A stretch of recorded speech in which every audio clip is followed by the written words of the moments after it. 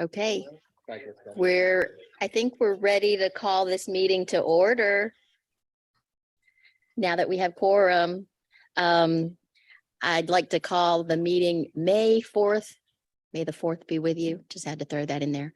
For the 2023 Vision Zero Advisory Committee meeting. And if you could please, staff call roll to establish quorum.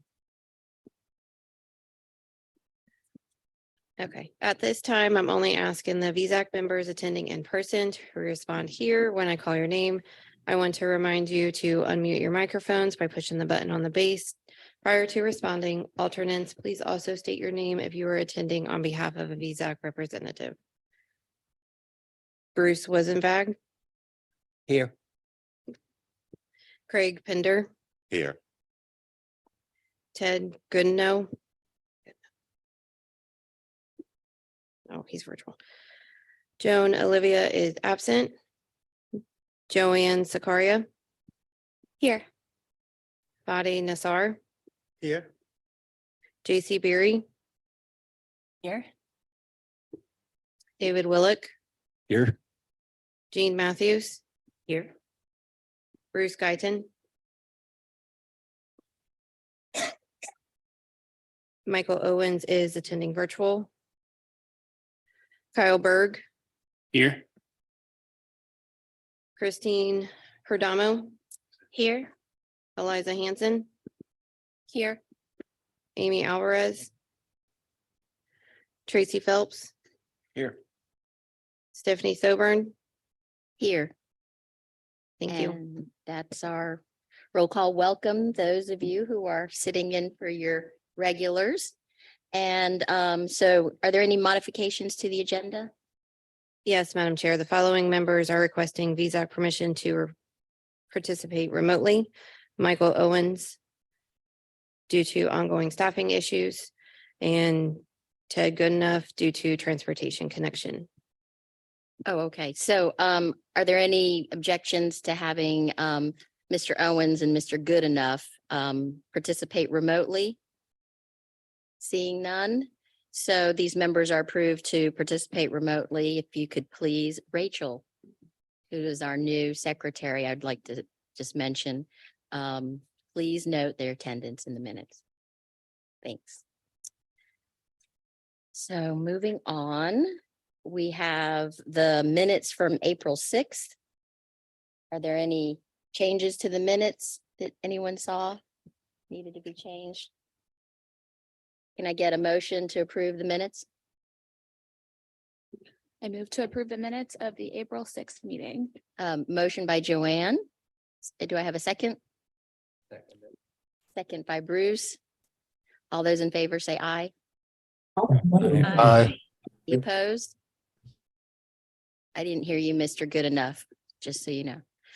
You might be on mute. Comments from the chair and member comments. Let's start with going around the room. Eliza, you have any comments? We'll go this way. Any comments for anybody? I'm just picking on you because you're new. No, ma'am. Okay. You have any comments? Any comments? No, no comments. JC? I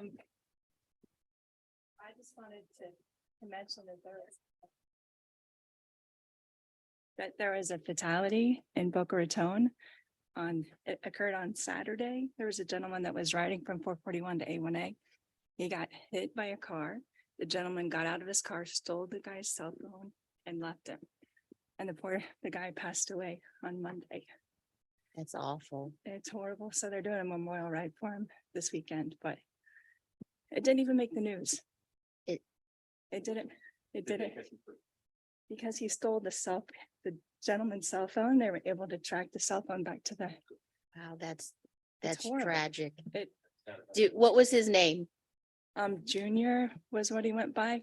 His family started a GoFundMe page. Junior Longino. Longino Almara Jr.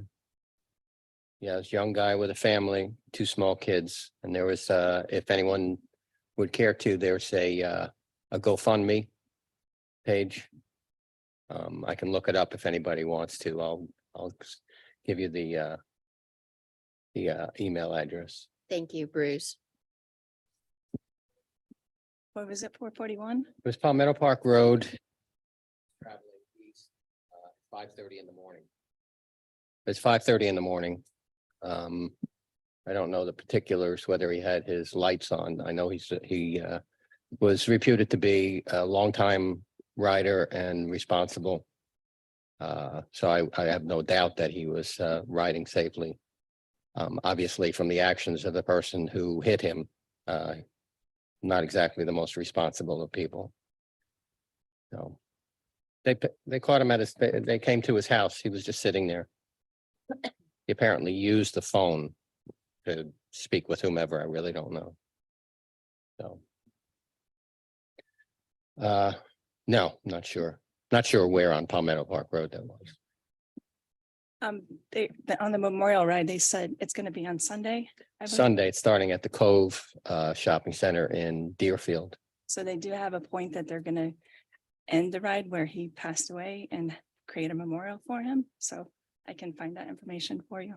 Thank you. Thank you for bringing this up because I think it's important when we are the Vision Zero Mhm. Advisory Committee and bringing up not just the crashes that have occurred, but the people and the names and everything. So, hopefully Tracy, you can do something about that, right? From Boca Raton. Okay. Sure. Anybody else on this side? Jean, David? I just want to add, I've seen so many accidents since I've been here too, and I've never seen one in the newspaper. It's like there's a concerted effort to keep them out of the newspaper. So it looks like we're more responsible in Palm Beach County. I mean, I've seen some serious accidents where I know people died and I never see it on the news, never see it in the newspaper. I don't know if it's just a state of affairs today. I mean, because unfortunately, Palm Beach Post has laid off all kinds of people. And I know a lot of other newspapers have gone out of business, but I mean, JC has a good point there. I mean, important stuff like that just goes unnoticed and it's kind of sad. I just want to say that. One more comment with that. So the cyclists that are organizing the memorial actually had to reach out to reporters. And so they're going to cover the memorial ride on Sunday. But I mean, they had to have a huge effort to report something. Yeah, it's tragic. Body, you have anything? I think on selected kind of fatal crash, those really, when several people get killed. Usually the reporter who call us and I got information and I think one particular, I believe his first name is Julius. He wrote maybe 4 or 5 articles on similar events. And he always tried to highlight basically, the need for education and other stuff. So yeah, you're right. I mean, not every crash is reported, but it also highlight our role to do additional education. Fadi, at high I'm school, sorry, other can you, places, Fadi, and that will be very helpful. I'm sorry, could you get closer to your mic? We couldn't hear you. I'm so sorry. All the mics seem, it's not just body. It seems, is there a way to turn up the volume? Okay, thank you.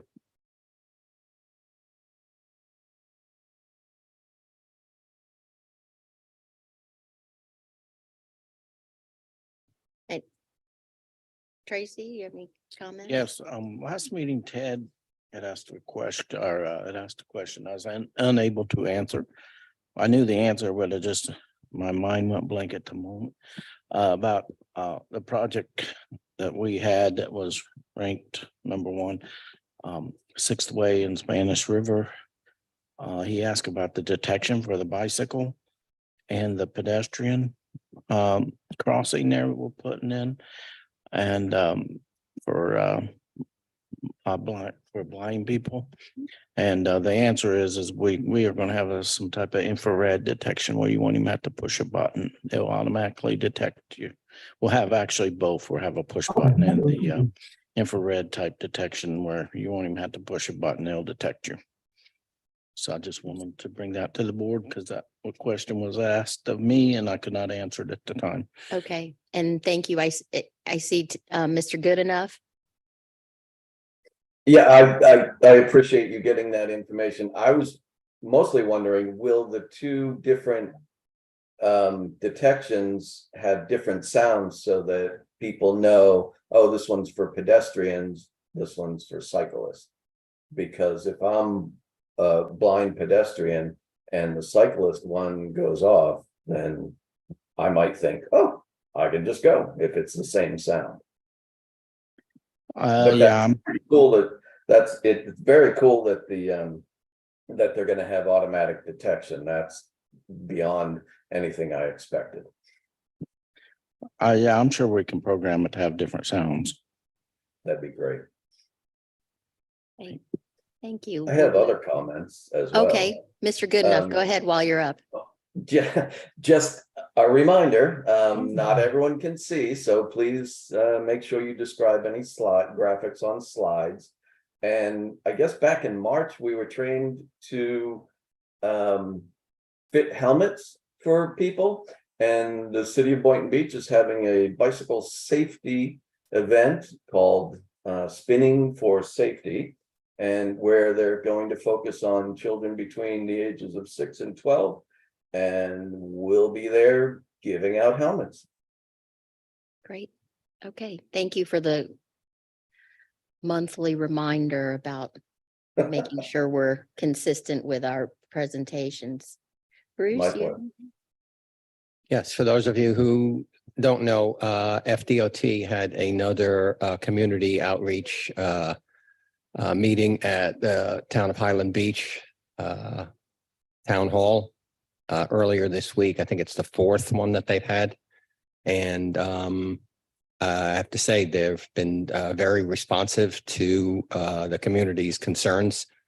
They're discussing, obviously, the Triple R project that's going to take place in Highland Beach and Boca Raton and parts of Delray Beach, which will start in the spring of 2024 and probably take about 2 to 3 years with those 3 projects overlapping. At some point, they'll be running concurrently. But my initial wariness of DOT's methods is abating quite a bit. And the patience that the project manager showed in responding to some of the absolutely absurd questions, like can we restrict traffic to only residents in the area during the construction period on a state road, which is pretty much a main thoroughfare there. It was handled very well. So I think this project looks like it's going to take off and work pretty well as best it can with the inconvenience that it's going to be shutting down lanes. But the report back to FDOT that the community is pretty much on their side. So thanks. Will Highland Beach get bike lanes? Yes, there's going to be, well, that was my initial concern because they were not describing them in their flyers, in their printed material. The wording was not bike lanes. It was minor additions to the shoulders of the road to accommodate bicycles. But on the graphics, which I think legally take precedence over the wording,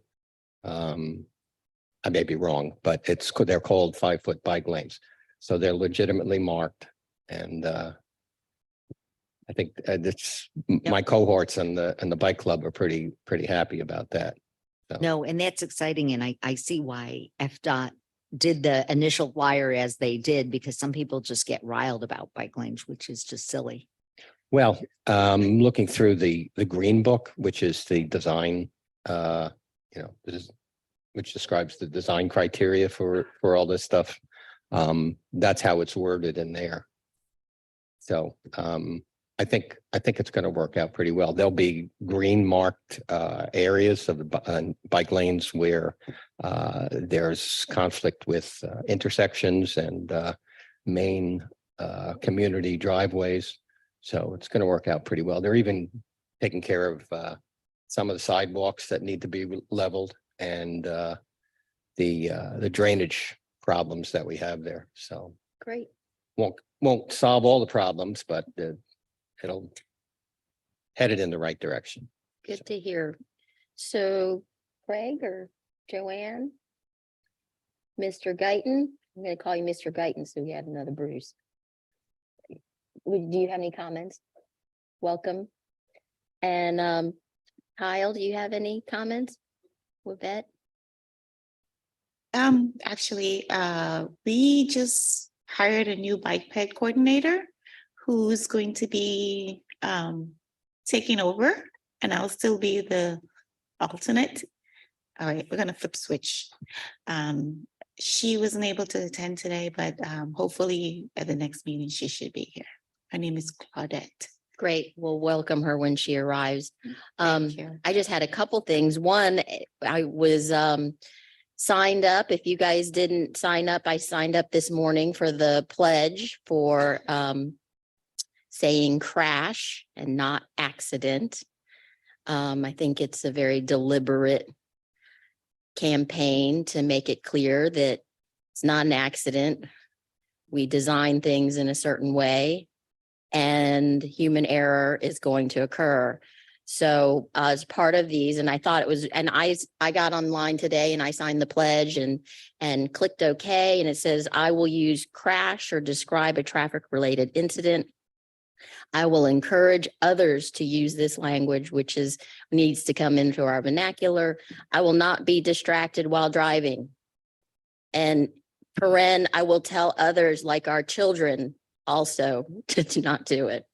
I have a teenager, so I will not speed while driving, and I will do my part to not cause traffic related fatalities or serious injuries. So just trying to keep that in mind, I think, is a really good point. And everyone on this board should sign the pledge and tell everybody about it, because it's these little things that we do as a Vision Zero Advisory Committee, bringing up people's names, putting a face, making it human, giving dignity is what this board should be doing for those people that are deciding to walk, or even those people who have to walk and bike to as their main form of transportation.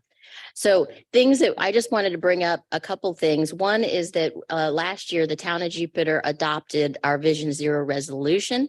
And then our next step this year, in order to move forward down the line, is as part of our our evaluation and appraisal report of our comprehensive plan, we are going to be adopting comprehensive plan amendments that require the town to follow and adopt a Vision Zero action plan. So then it'll be there regardless of what happens. We're making this commitment, and then following years and in the future, we'll move forward and work with the TPA in order to define what is Vision Zero for the town.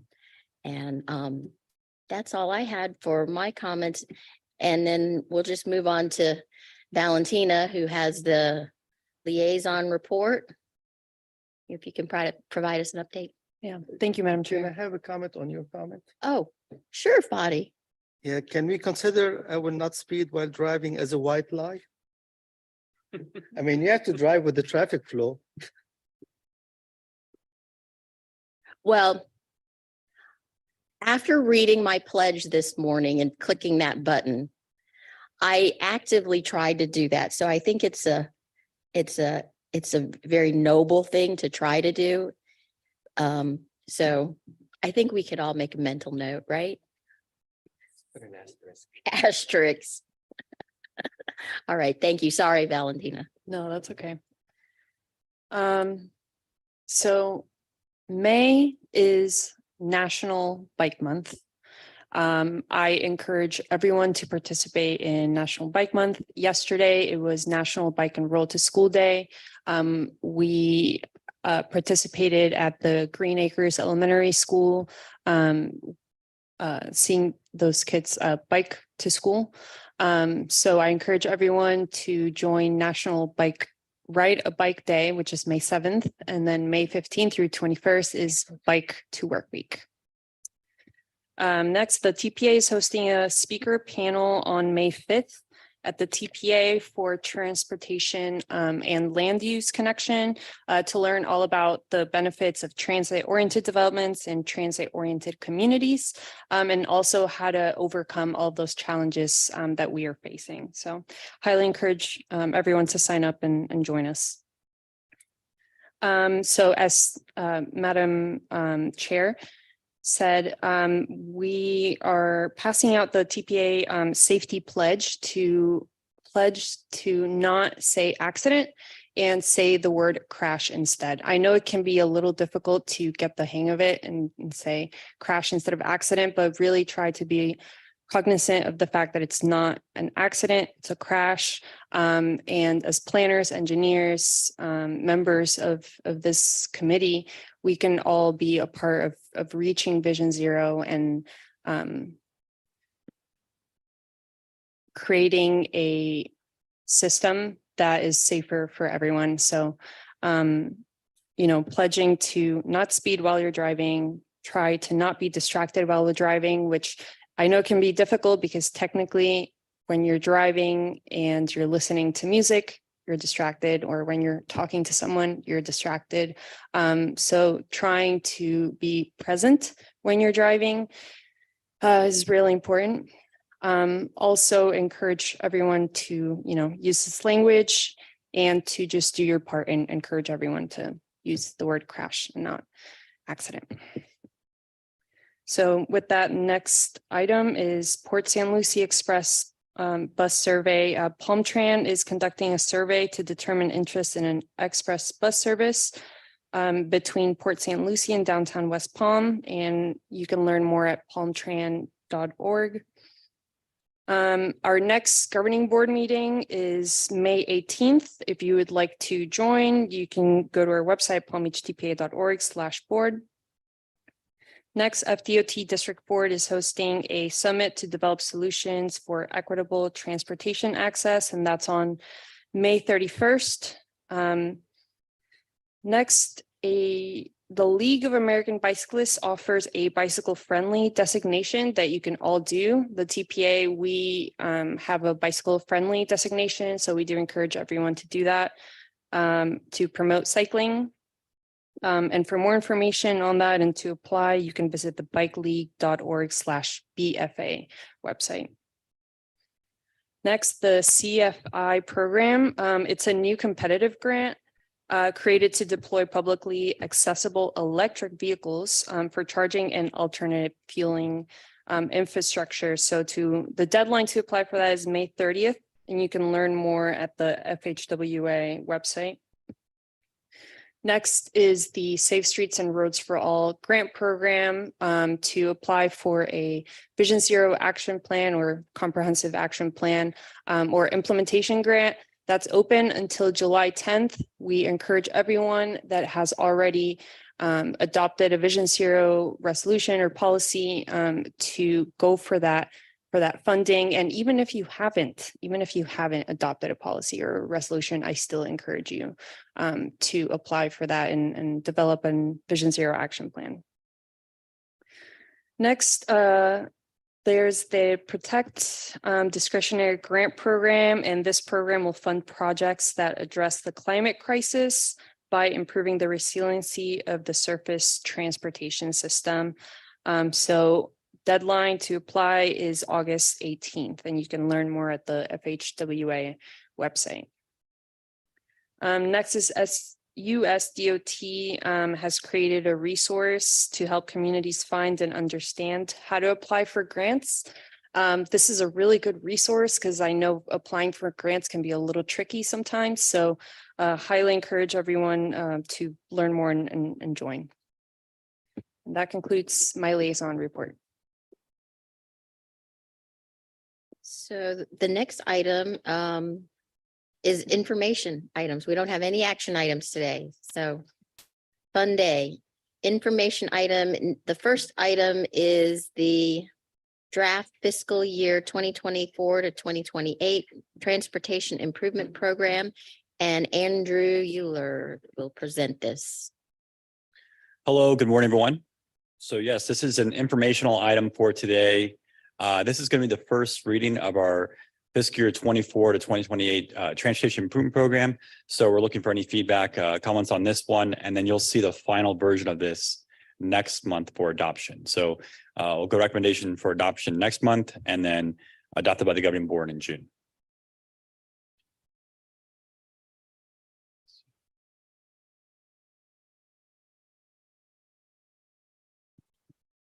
So there we go. Okay.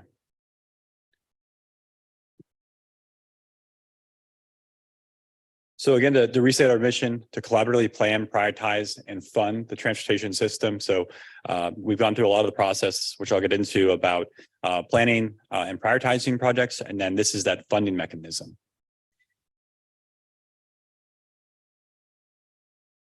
So what is the Transportation Improvement Program? So this is a list of projects by phase and by funding source of federal and state funds for the next 5 fiscal years. So our current plan is 23 through 27. This upcoming plan is 24 through 28.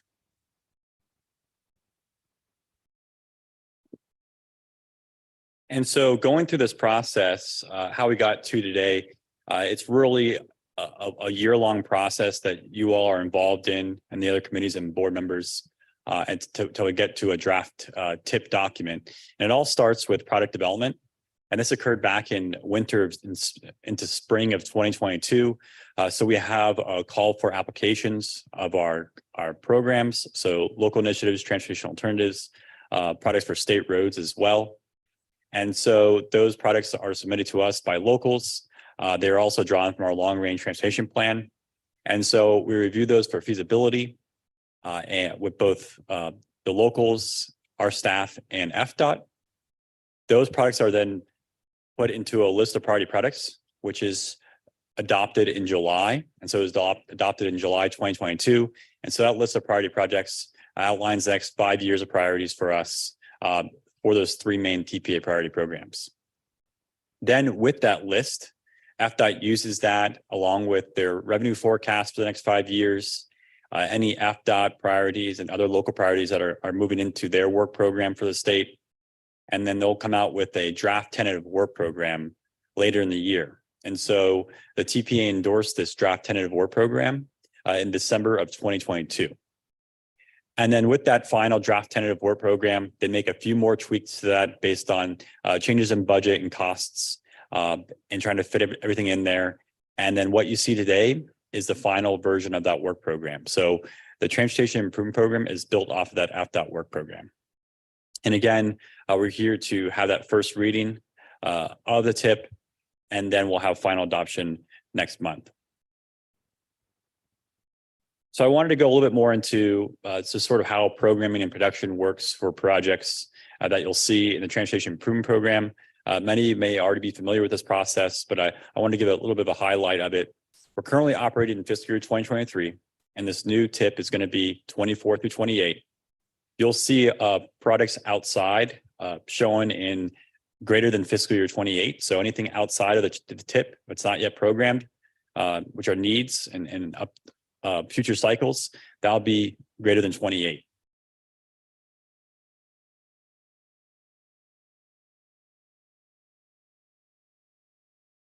And an example of projects that go through the work program in the tip, many of the larger scale projects incorporate multiple phases over multiple years. And so a major project in the tip, such as I-95 interchange, Atlantic Avenue, State Road 7, Beeline Highway, many of these major projects are like that require more right-of-way, more review. They might start with a study that takes a year, then they'll go into design for 2 years, then they'll have right-of-way acquisition, utilities, environmental, and then they'll have construction, right? So a pretty large amount of time passes from beginning all the way through implementation. And then the smaller scale projects, think of the ones that you all prioritize for transportation alternatives. None of those require right-of-way acquisition. Minimal requirements for that. So it's really just design and construction. And so that's a shorter time period. And so every project in the tip, is somewhere in this process and has multiple processes moving forward. For the tip document, you'll see it broken down into multiple sections. And so we've categorized it in the tip into three main groups, but they're all sections in the document. The first is our TPA priority list. And this is what you see in your executive summary, is a list of those priority projects for state road modifications, which are major projects, our local initiatives program, and a transportation alternatives program.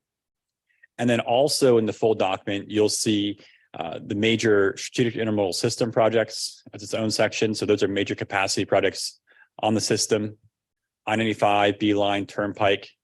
There's other FDOT and local projects. So this is where, for example, FDOT safety projects might live. We also try to add all the local projects that are paid for with local funds into the tip as well for reference.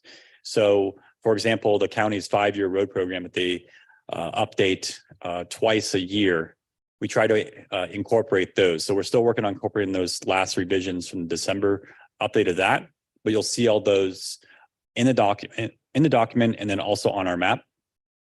There's also airports, railroads, and seaports near the end of the document. And then we have our major operations and maintenance responsibilities and the money going towards those investments. So in the executive summary, there is a guide, a summary table, and just to guide you through that, what it looks like. All of our priorities are in this, and they're listed by year that it got into the priority list, and then the rank for that year. And then also included on the table is the location, description, and then the costs. So you'll see the 5 years of the TIP programmed, and then you'll see funding that's still needed.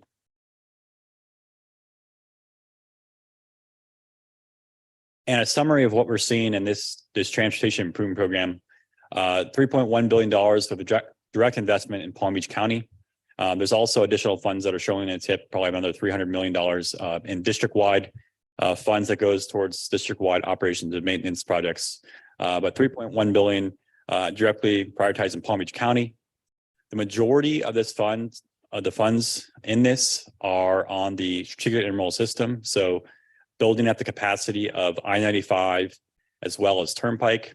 And so you will see that in the program, the Turnpike has a significant amount of Turnpike funds towards prioritization on that system.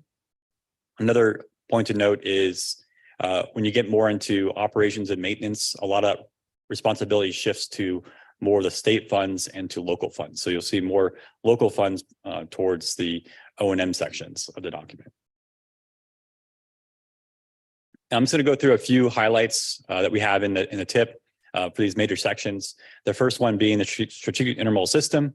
Again, those major capacity projects on our main roadways in the county. Around $1.5 billion of investments to improve roadway capacity and these interchanges at both the Turnpike and then I-95. So with I-95, that's what I'll start with. There's a significant amount of interchange projects coming up in the next 5 years to be programmed.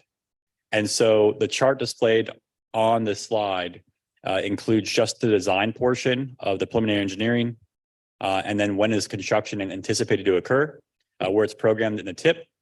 And so if it's before fiscal year 24, that means design or the construction is already complete or it's ongoing. So many of these projects for interchanges are already, they're ongoing design right now. And then you'll see the construction phase in an outer year somewhere in the tip. A few points to note. I've also highlighted on the screen which ones of these interchanges are divergent diamonds, which is a pretty hot topic right now. And so a few more divergent diamond interchanges coming up that are similar to what you see at Glades Road. There's also included in this document the design and then outer construction, so not yet in the tip, but outer year construction for Central Boulevard, which is a new interchange.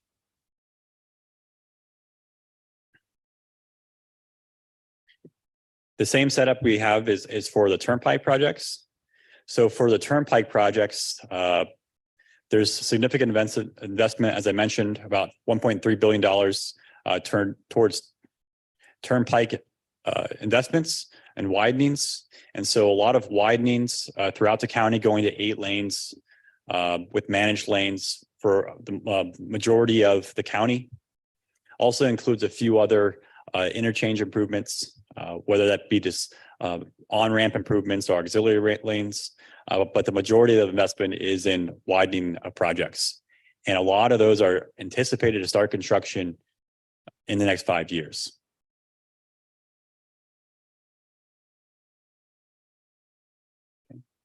And then getting into our list of priority products, our TPA priorities for our state road modifications, our local initiatives and transportation alternatives.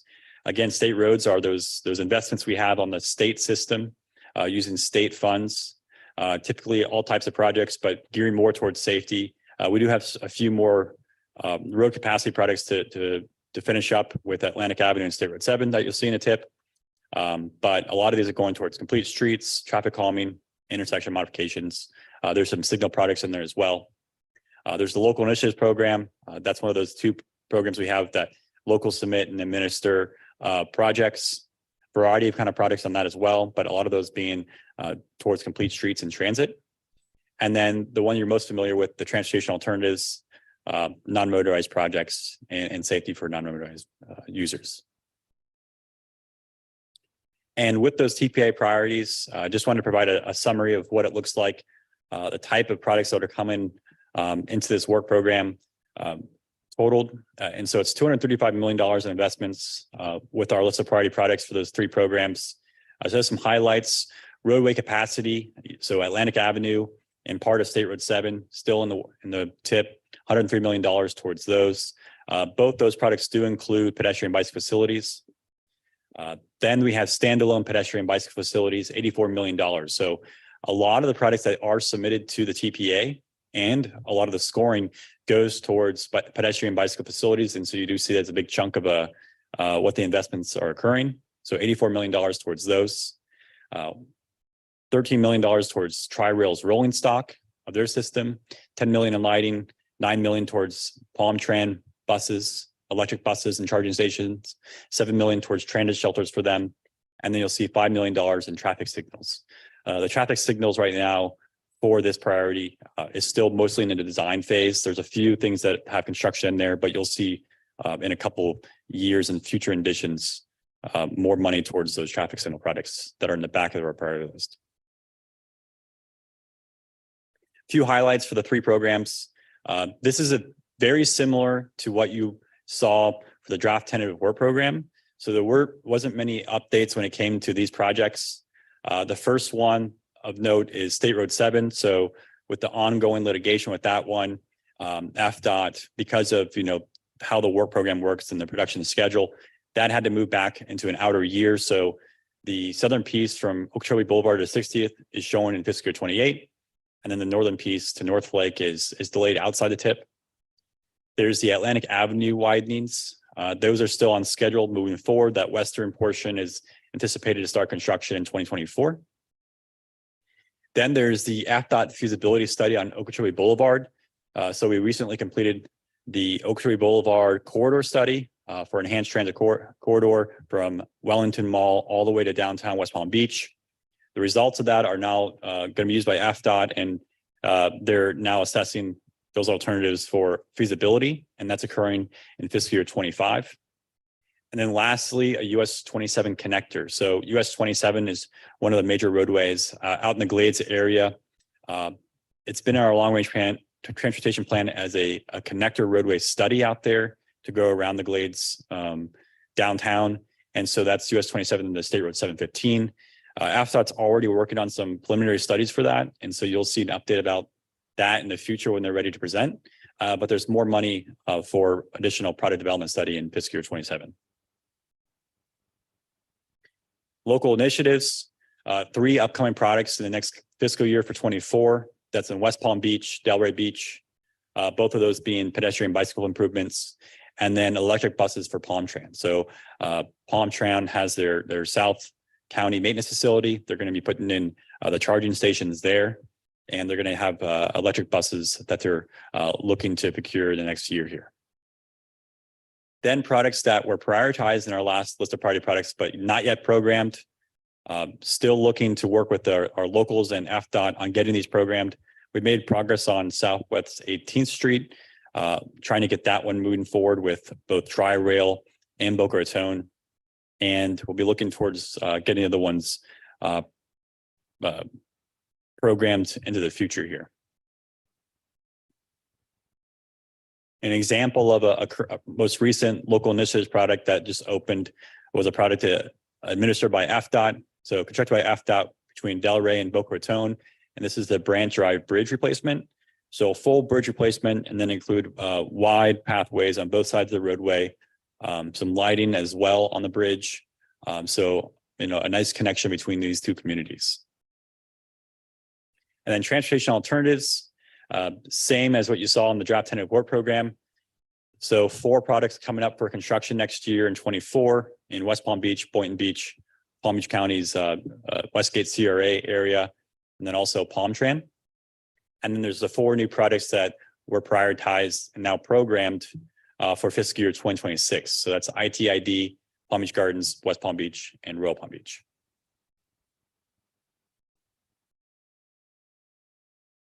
And then an example of that most recently is a photo here of Royal Palm Beach, which is their FPL pathway lighting that was in 2021. And then lastly, rounded out for other projects that you'll see in the program, a lot of other ones I mentioned, not on our priority list, not in the CIS capacity, but are of note, lots of resurfacing jobs. We're talking about, you know, there's resurfacing jobs on US or on A1A recently, and about those additional outreach that FDOT's doing throughout the communities to ensure that they're putting sort of facilities out there that locals want. So trying to get out ahead of these resurfacing jobs and to work with FDOT early on in the process to ensure we can bring in those local desires. That's the same for bridge rehab projects. So a lot of those coming up in 27 and 28. These are the new ones. And then one roadway extension administered by the county, Flavor Pig Road from Lyons Road to Hagen Ranch. This is a connection over the Turnpike project that's scheduled for 2028. And then that's really the summary I have for you all. The full document is on our website at palmbeachtpa.org/tip. You'll find the executive summary on there, which is what was in your backup. There's the full document. There's also a link to the map if you'd like to see these products on the map, and you can zoom around. And there's also included on there our appendices, which is being updated, but it has more details about a few things about public participation, how we're achieving performance measures, and there's a fiscal analysis.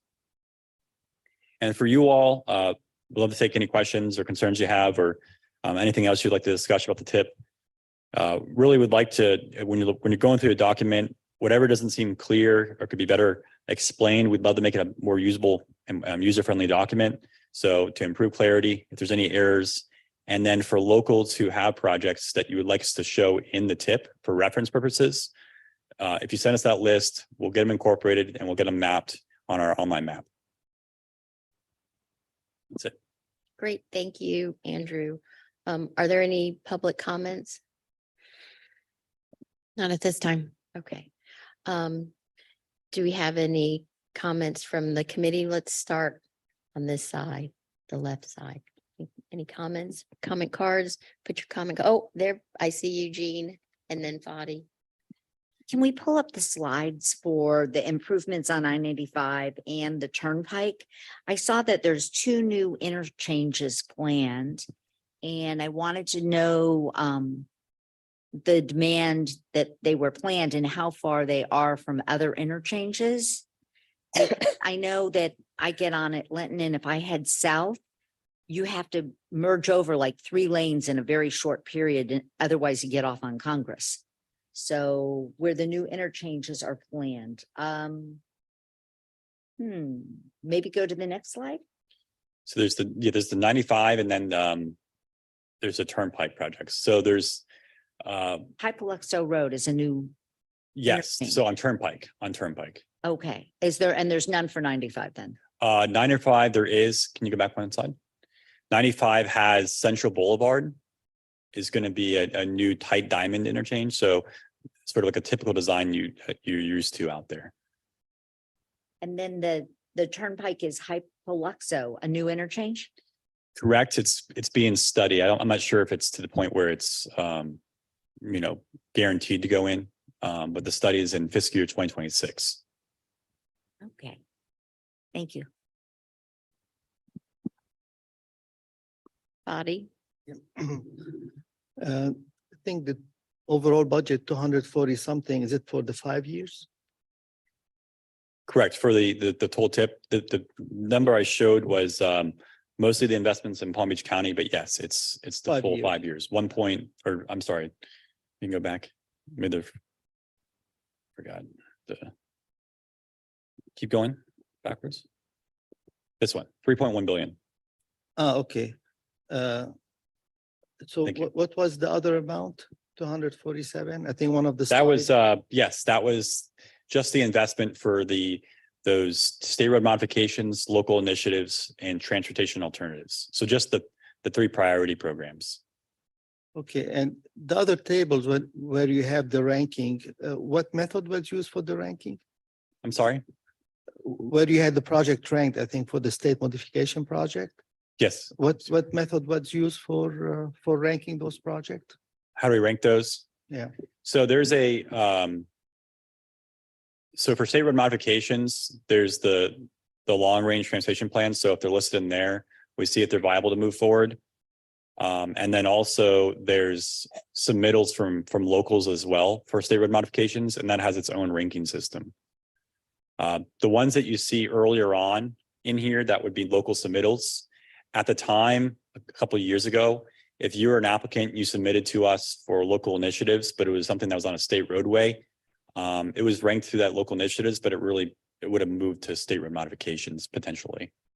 But there is a ranking system right now for state road modifications. Tracy, Yeah, my comment is just for the record that that's nothing you can do. I have experience working on the SIS system in District 7. And when I look at the District 4, especially Palm Beach County, there's only 4 SIS roads. The 95 Turnpike, Southern Boulevard, and State Road 710, if that's even in Palm Beach County, I don't know. And I'm just amazed that there's only 4 roads. I mean, I understand the definition of SIS and why it's there, but south of Southern, we have no roads designated as a SIS road. And I think that's something DOT should look at as far as going through and looking and seeing if any other roads could be added to that program. With all the money, well, the majority of the money going to SIS capacity, a lot of roads that really need work, capacity improvements, such as Glades Boulevard or Glades Road or Atlantic Avenue or things like that, I just think that those type of roads could be a SIS road and would strategic intermodal. What is it? Strategic Intermodal system. Yeah. what would that do if you labeled other roads as a SIS? Well, there's a SIS, go ahead. Yep, sure. Yeah, there's a SIS cost feasible plan. And so there is more, there's like requirements of how much the funding that the state has goes towards the SIS program. And so when you open yourself up to SIS, you have more funding and greater chance for priority from that. Our roads are the ones that Tracy has mentioned, including US 27 out there, Beeline Highway, which is 710, and Southern, along with I-95 and Turnpike. It also includes a few SIS connectors. So anything that goes to a major hub, like a port or an airport, there'll be some connector roadways. So like, for example, Beeline Highway comes into the port there, turns in MLK. So just following up on that, you said there's prioritization. Is vehicular capacity prioritized over other multimodal opportunities? Because if that's the case, then I'm not in favor of what he just talked about. Sure. So it's there's a lot of movement when it comes to the SIS program and the ability to tap into funds that are traditionally supposed to be used towards SIS, but can be used towards other things now. So there's been a lot of movement with the flexibility Okay. about what our priorities. And so, and I would say also traditionally, yes, like SIS capacity, which is still the very big bulk of the funding and how things get prioritized. But FDOT has a new SIS policy plan that's been released. They're incorporating a new way of like prioritizing projects. Hasn't trickled its way down to and to the full list yet. They're still working off their main cost feasible list right now. But the next rendition of that for their needs list, which you all probably see in the next year or so, we'll start including different types of priorities other than just roadway capacity. Got it. Okay. The Palm Beach Airport's a SIS facility. So is any ports we have, any major, is it the Bright Line? Is that? Rail lines, so Rail lines. the tri-rail stations. Yeah, those are all, it's all multimodal, including shipping ports and. all Very that. major. Just to connect everything together, pretty much. I'm just amazed. I'm in district in Tampa had 10 roads designated as SIS facilities. So I was just amazed that Palm Beach County only has 4 facilities. So that's all. Okay. Jean? So this goes from fiscal year 2024 to 2028. Will there be a new plan next year that'll go from 25 to 29? Like, is every year do you get a new plan and it goes out a year? Yep. Good. So this is where it gets confusing for everyone, right? So right now we're in fiscal year 2023, right? Which will go all the way till, if you're going by state fiscal year, that's going to bring us all the way to June 30th. And then we'll start in July 1st to the new fiscal year. So right now we're operating under the 23 through 27 plan. You're seeing the 24 through 28 plan now. And then just after you adopt this, the board adopts this next month, you're going to see that new list of priority projects for 25 through 29. The very next month. So you're working already on multiple renditions of the TIP throughout the year. Body, did you have a question? Oh, David, I'm sorry. Now, I was just curious about the tight diamond interchange. Are there any of those constructed anywhere that we could take a look at? We can send you the rendering of that one. Is it brand new? I mean, No, it's just a tighter version of it. that's kind of what I thought, but yeah, I was wondering, if it was implemented anywhere. I would have to check. I'm not sure for our area, which would be considered tight diamond interchange. Where? Linton. Okay. Linton Boulevard, that's a tight diamond. Clinton is? Well, Glades is a Divergent diamond now, Divergent diamond. yeah. I would imagine Lantana, Lake Worth, all those interchanges they're all very tight diamond interchanges. Right? Sure. Yeah. It's great now that everybody's left. It went back up north. I mean, I was just curious to see physically, the differences between the two. So They're similar, but they're much smaller. Obviously, it's tighter for the geography. If you search FHWA, tight diamond interchange, you'll get a really good, overview, like plan view section of what that looks like. There's also a guidebook that I shared when I was in your shoes on the VSAC about interchanges and conflict zones for pedestrians and cyclists. So we'll follow up and we'll send that to you, David. The rest all of right, thanks. Okay. Glades Road. Yeah, Glades Road probably was not a tight diamond. It was just a diamond. A tight diamond will run something called like a Texas diamond traffic pattern. Whereas you come off the ramp and you go the direction you're going and you get the next signal green. Yeah. So. Okay. Well, Okay, Glades so- Road didn't work like that. So a tight diamond's the ones I mentioned, something real tight. Like that. Yeah, I'm just asking because I want to see how the pedestrian and bicycle facilities are set up in there, because it kind of uses geometry to have like a little bit extra space in there. So you can have the bicycle and pedestrian. If you're tightening everything up, I just wanted to see how everything works. That's why I was asking. Okay, so maybe that's something we can look at as an information item later.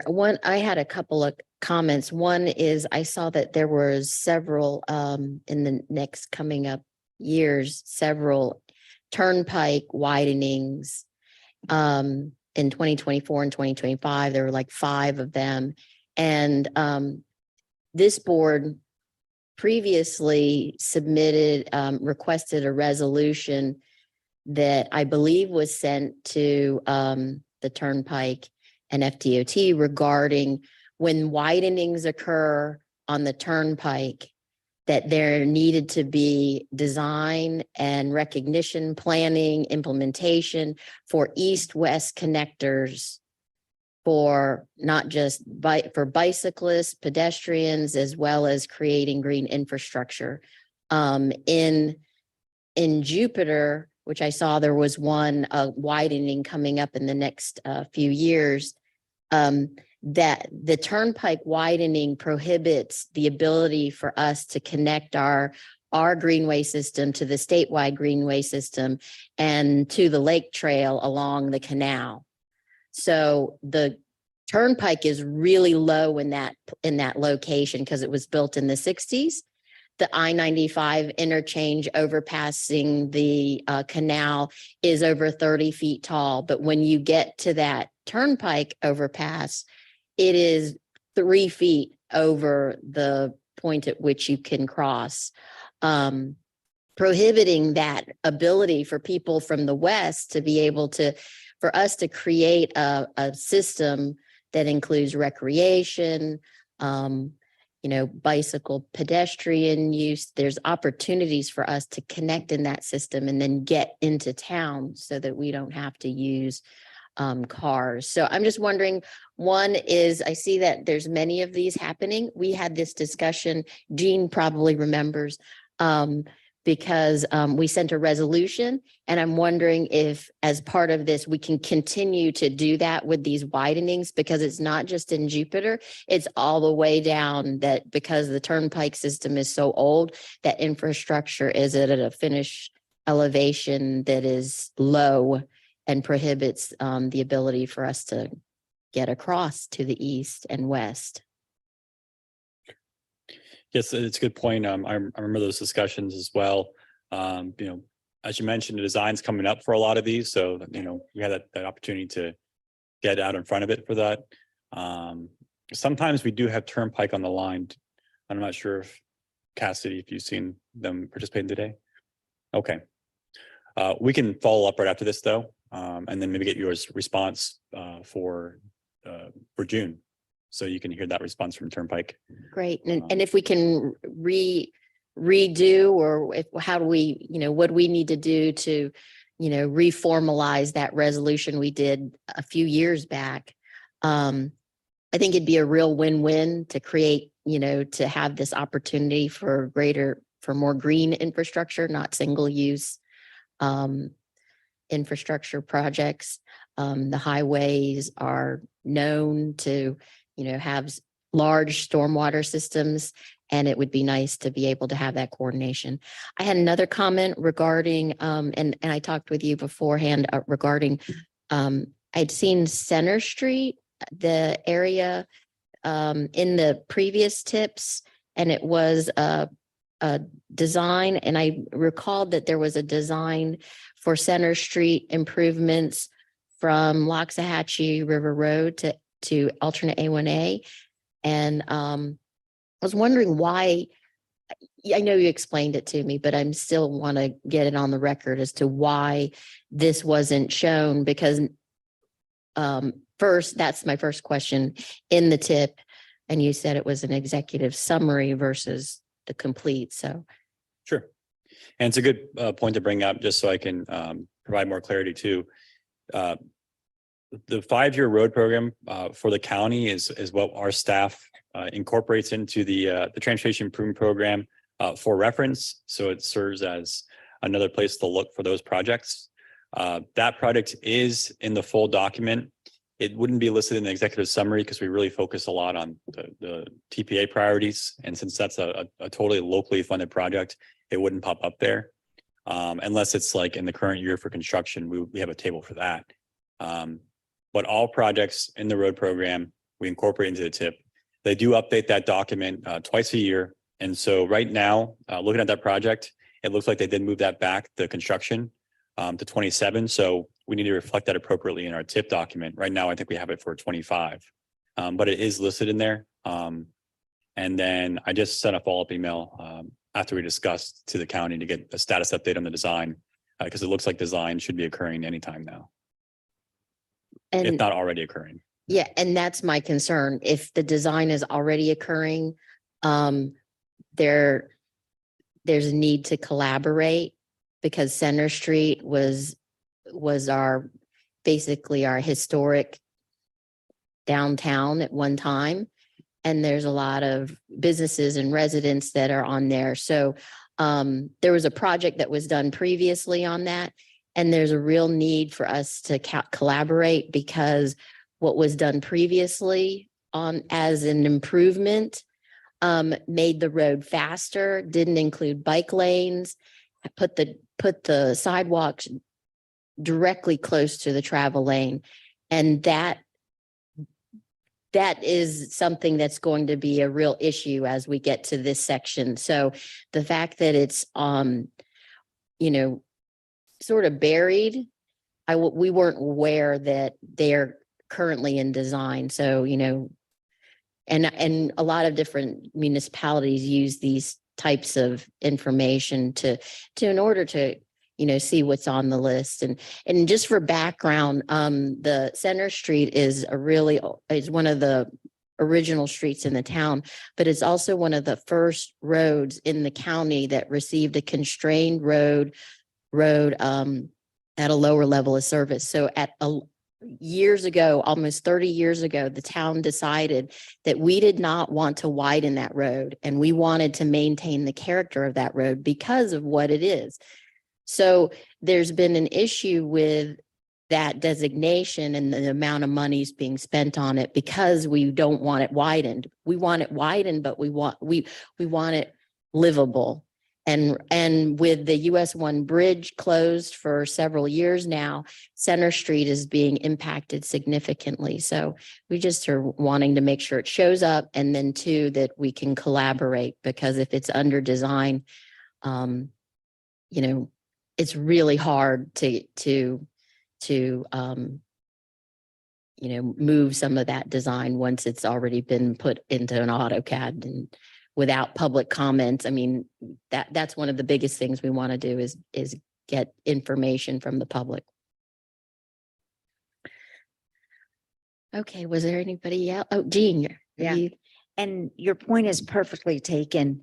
There's the ability to connect the trails in Winding Water to the trails in Dyer to the Solid Waste Authority trails. However, you could access these trails off-road by going along the south side of B-Line Highway and then accessing over. However, there's a railroad there, and I talked to the railroad and I said, could we get a permit to build a multi-purpose path within the railroad right away? And they said no. So then we looked at the dynamics of the whole thing. And if instead of the supporting wall being at an angle, the supporting wall is straight up and down, you then have room for like an 8-foot multi-purpose path that would connect all these trails. I mean, it's really. And at Dyer, we have a project going on. We're planting one of the hills with wildflowers. I mean, what a great thing to start at Winding Waters, which is an site, go to Dyer, and then Solid Waste Authority trails, if you've not been there, are beautiful. And then the other thing is we've worked very hard with Prem, our property and real estate management, to when a developer builds a housing project, they have to put 2% of the land set aside for civic site. We worked closely with Prem and Pete Banting to get linear civic sites along Flavor Pick Road on both the east and west side of the turnpike. Another possible trail would be you'd start at Wacotahachie, go to Green K Phase 2, which is under design, Green K Phase 1, which is existing, go over to the Wood plant that has a beautiful trail system. Then you stay on the south side and there's right away there for a 12-foot multi-purpose path, and there's room for shade. And then go over the turnpike or under the turnpike at that point, all the way to 441. You make it head north a couple blocks, and then you're on the road to the refuge.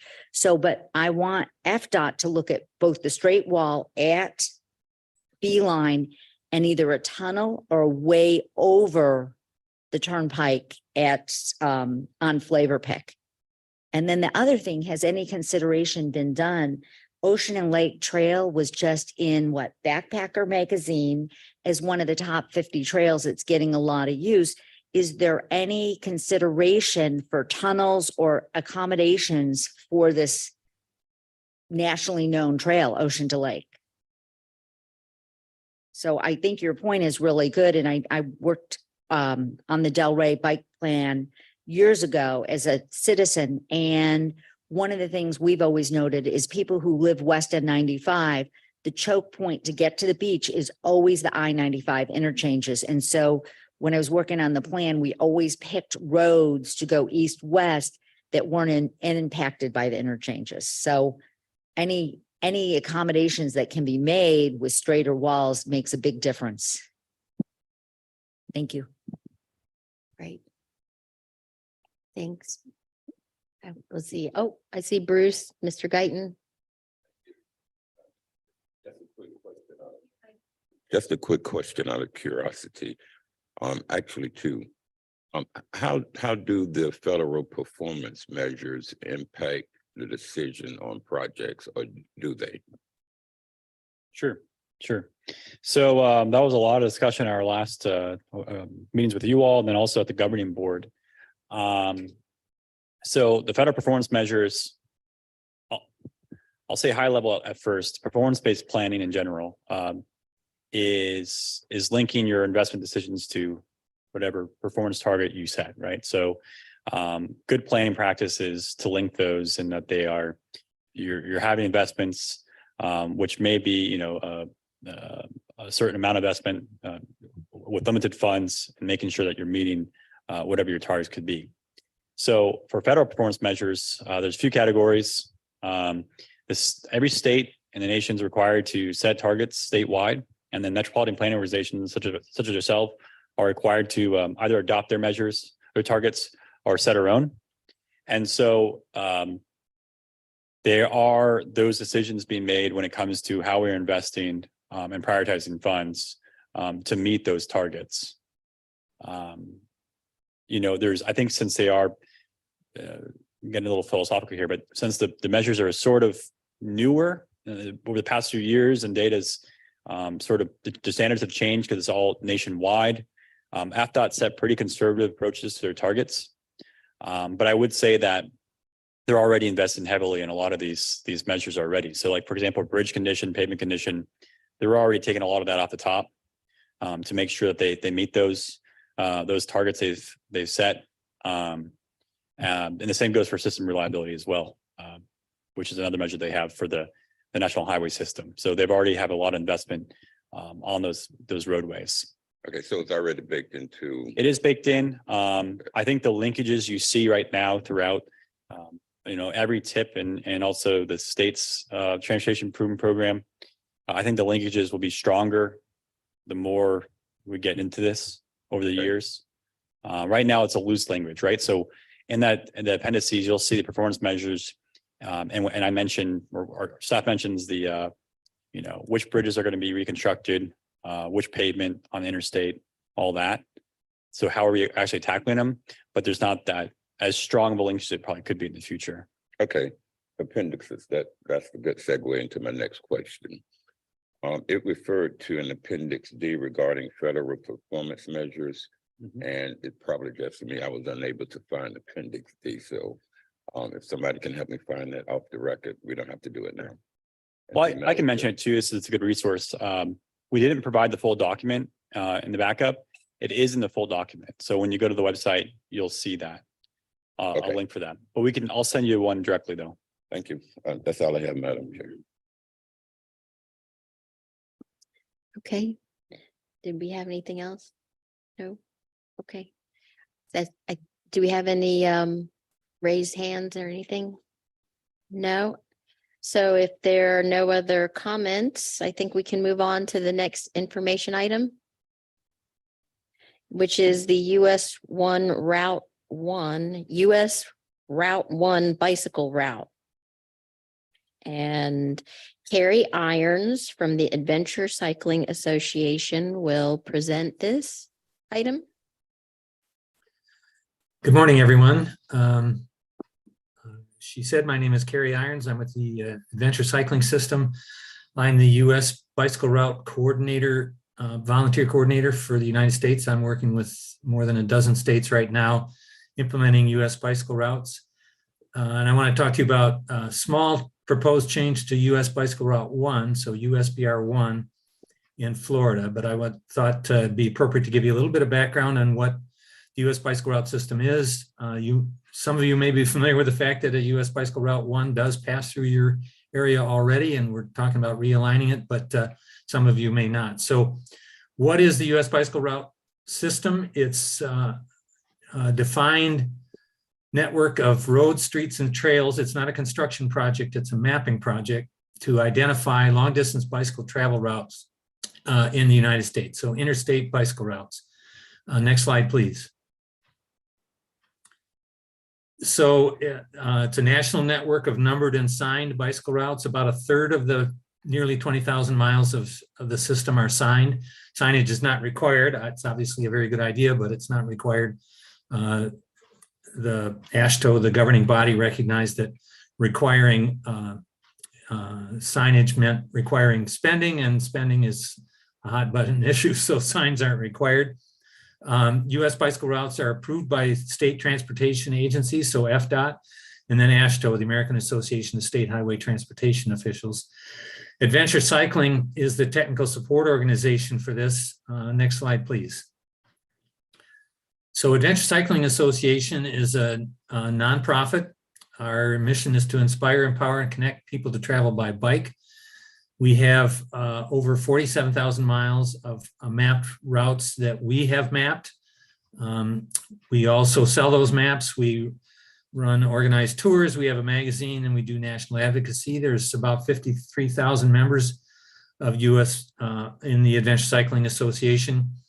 And our route network provided part of the blueprint for the first U.S. bicycle routes. Next slide, please. So a little bit of history. Some of you may be old enough to remember that in the 1970s, there was a bike boom in the United States. AASHTO saw that and got enthusiastic about, well, how about an interstate bicycle route system? So that got kicked off in the late 70s.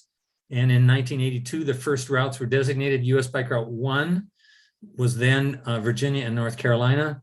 And US Bike Route 76 was Illinois, Kentucky, and Virginia. And US Bike Route 76 was based on the Adventure Cycling Transamerica Trail, which some of you may be familiar with, cross-country bike route.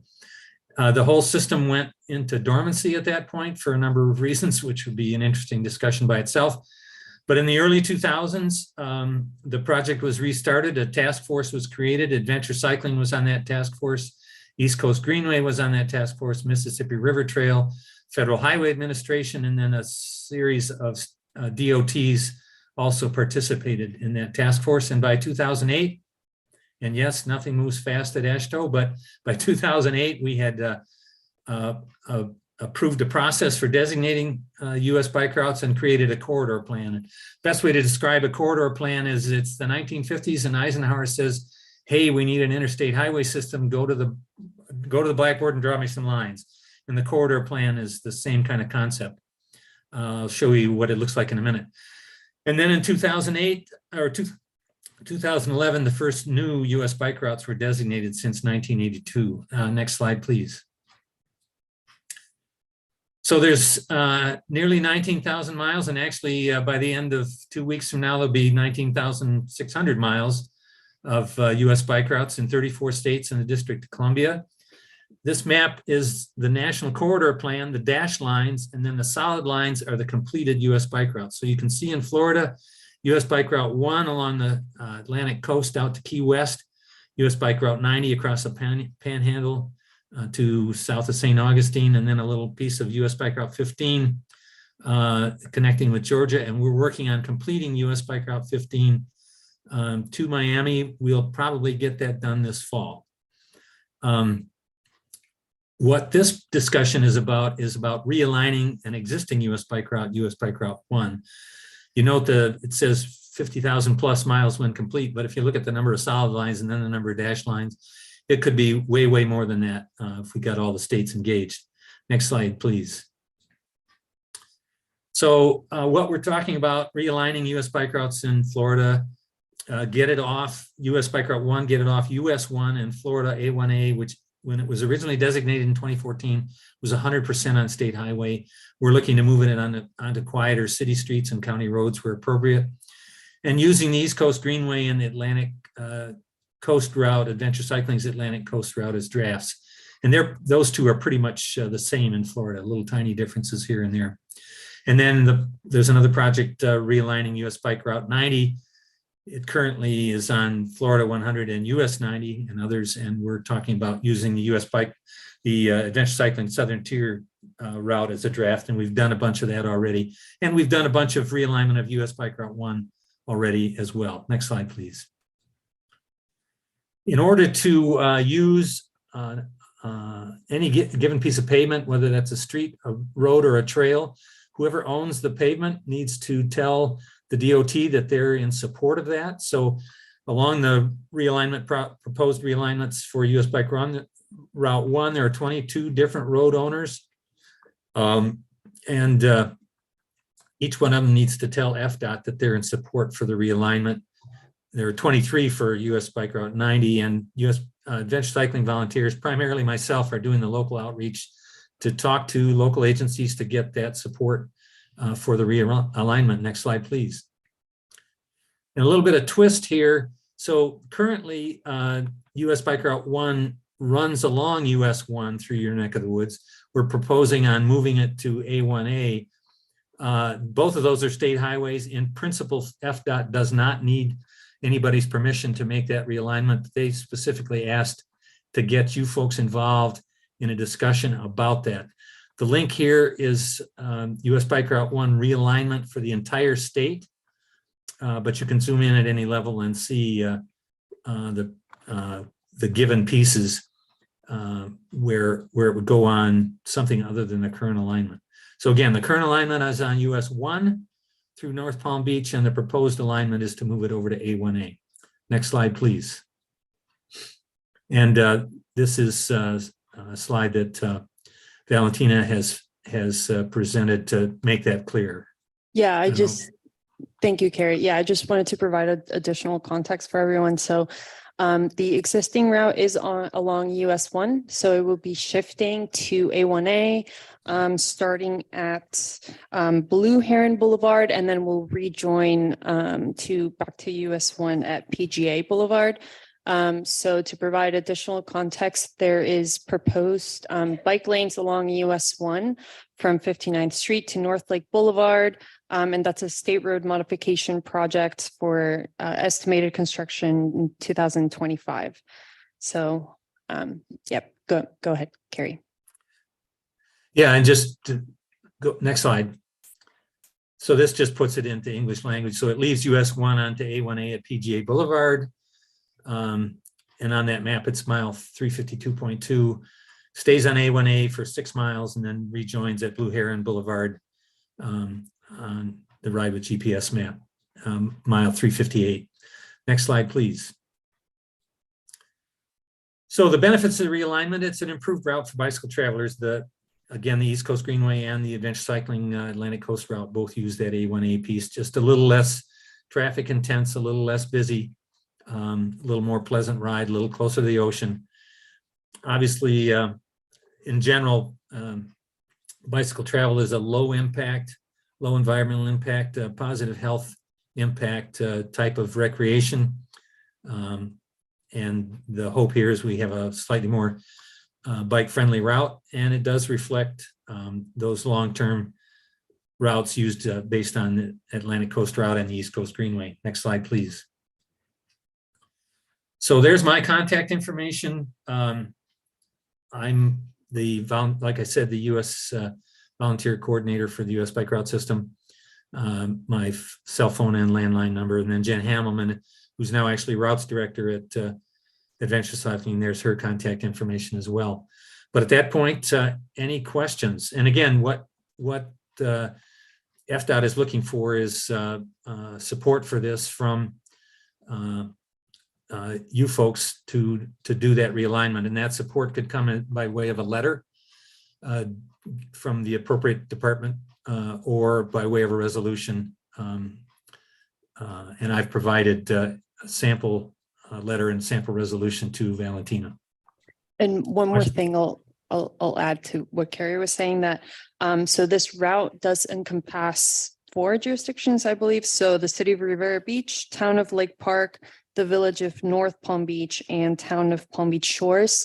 So the TPA did reach out to all of these municipalities, and we did receive support for the village of North Palm Beach and town of Lake Park. So we're still waiting for those other responses, but would appreciate everyone's support to this. Okay. Thank you. Any Mr. questions? Irons.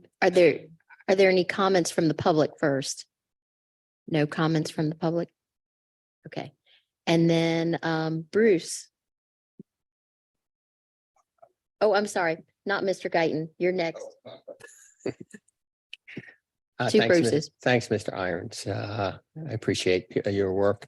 Had your organization considered rerouting back to State Road A1A somewhere in the West Palm Beach area, continuous all the way down through to the 17th Street Causeway in Fort Lauderdale?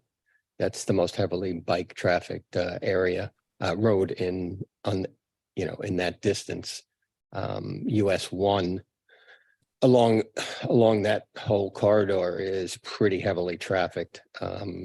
We cyclists find it much safer on A1A. Okay, could you repeat that? Where that location is?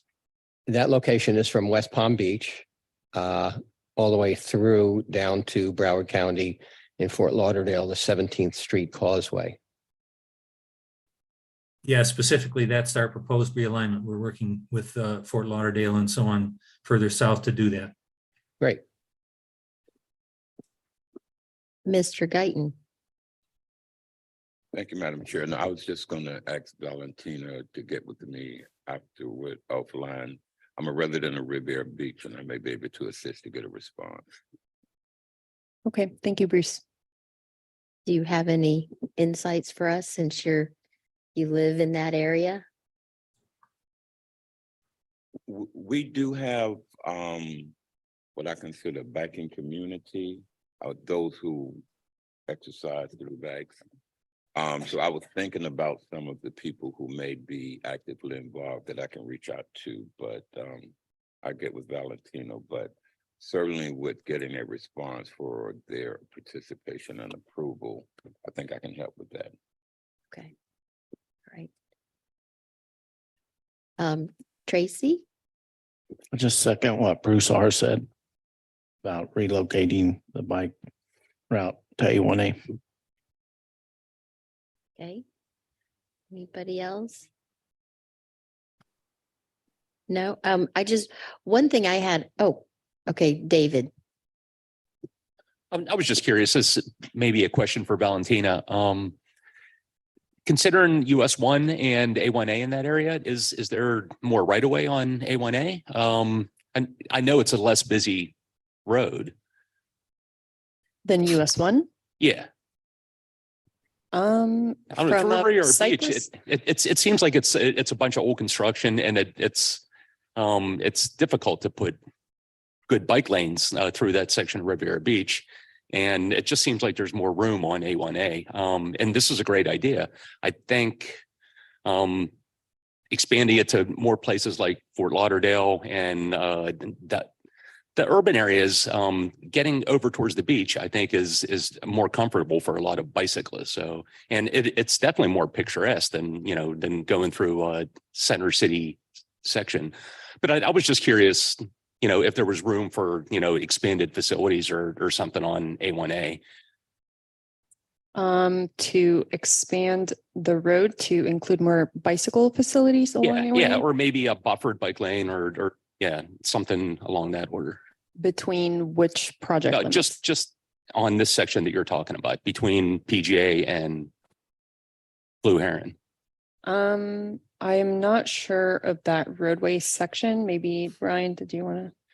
I'm not familiar with the exact right of way widths, but I believe that the prevailing conditions out there now, and maybe some of my fellow cyclists can discuss this as well.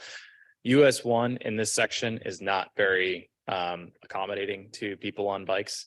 And I think the intent of this is to essentially create a route, which like you're describing, it's more comfortable for people biking.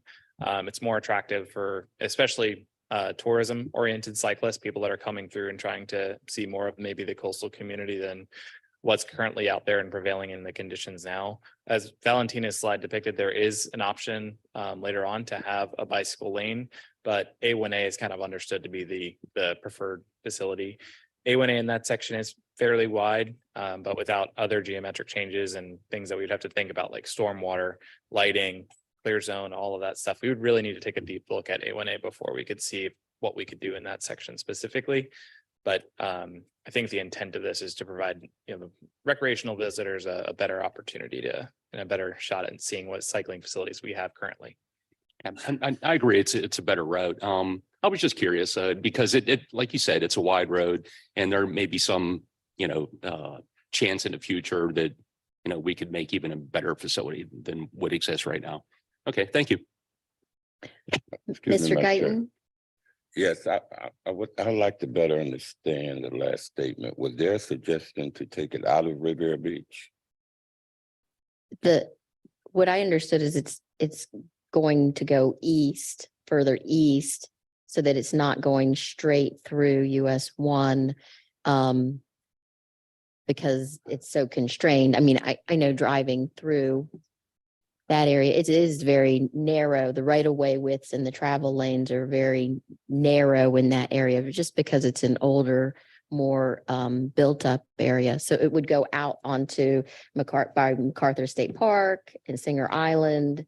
Singer Island's still Riviera Beach, right? Yep. Okay, so they'll be going right by Sailfish Marina. I was just going to say, if you are all in support of this, that maybe the chair Thoburn can write a letter on all of your behalf in support of this realignment. Sure. Well, I just wanted to ask one question, Mr. Irons, while he was here, but I know I'm in favor of this, but one, you said that that the bike route isn't always signed, and how would municipalities, cities along the bike route support that? Do we have to go, can we get your bike route signage? Because we have a sign shop at the town of Jupiter, and we could easily, put them out there for you. And we're also, our Riverwalk is part of the East Coast Greenway. So promoting that and making that connection visually, even though the US 1 bridge is closed right now, I think would be nice. And so any information of how we might be able to support those efforts to better sign it and let people know that it's a bicycle route for the United States would be helpful. So the first thought, and every state's got different rules, but the first thought is that this is all on Florida state highways. And so I think FDOT is the controlling agency there as far as signing. So US Bike Route 1 and US Bike Route 90 have been designated in Florida for almost a decade. FDOT has not found a way to sign either one. But obviously, we would be great supporters of signs and getting signs put up. But I would assume that on state highway, whether it be US 1 or Florida A1A, FDOT would be the agency to do that. Perhaps there's somebody in the room who could correct me there. But if a sign project moves forward, for example, if FDOT said, we'll let local agencies put signs up. I've been involved in a number of sign projects across the country, both as an advisor and then as an implementer. I'd be happy to work with you folks. There is a standard US bike route sign. It was on the first slide. It would have a 1 on it for US bike route 1. Yeah, you saw some people holding, there was some people holding a sign there. Instead of the 50, it would be a 1. It's in the manual on uniform traffic control devices. So for those of you who are into that stuff, the MUTCD, it's the M19 sign. So that's all possible. But again, that would be, I think, something to work out with FDOT, both in terms of their control of the signs on state highways and then funding issues and all that stuff that I'm sure most of you are familiar with. Okay, well, we do have Whippet Hay here from FDOT. Maybe she can help us understand what we might need to do in order to sign it better for the bicyclist. So yes, he's correct in his assumption that if it's on DOT right away, then we would have to create the signs and put it up. But that's not a problem. We just have to do the coordination that's necessary and work along those lines and just talk to the right people. So I could be a facilitator for making that determination and talking to the people in the FDOT realms for us to get the signs updated and installed. Okay, great. So maybe we can coordinate with FDOT and get with Mr. Irons and figure out how we sign these routes. Definitely. Right. Yeah, thank and you. I expect that would be a discussion at fairly high levels in FDOT based on my conversations with Tiffany Gerke and Dwayne Carver over the years in terms of FDOT figuring out how they could get a signing project going for US Bike Route 1, but we're 110% in support of doing that when it can Great. happen. Well, I think if we could include that in the letter, that we'd also be supportive of coordination and collaborating along the corridor in order, because this board represents many of those municipalities, cities that have the US bike route through their towns and cities, that we should, this is a good venue to do that and make it happen. So if I can get a motion to submit a letter for the revised bike route. I'll move that we authorize Director Thalburn to create a letter to the US Bicycle Route 1 organization to support the changes to the US Bike 1 route through Palm Beach County. Great. Yeah, that letter would go to FDOT, Tiffany Gerke at FDOT. Okay, we'll send it to FDOT. Okay, Second. so amend that to FDOT. Okay. So to confirm, motion to create a Letter letter, in support what's up? of rerouting The recommendation that's here recommendation from you to reroute it. We Do we typically would- wouldn't take a motion for this. We could probably do it by consensus, but we'll take it to Okay. under the consideration of the committee. All right. Are there any other committees needing to go through? No, this is just specifically for VSAC related to the mission and vision. Great. See. Good. So, okay. All those in favor? Aye. Aye. Yay. Aye. Okay. So thank you, Mr. Irons. And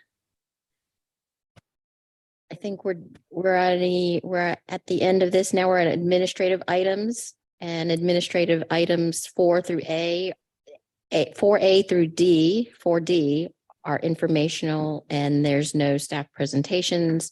Are there any public comments on any of those? No? Okay. And so the next meeting is June 8th. And like to close with May the 4th be with you.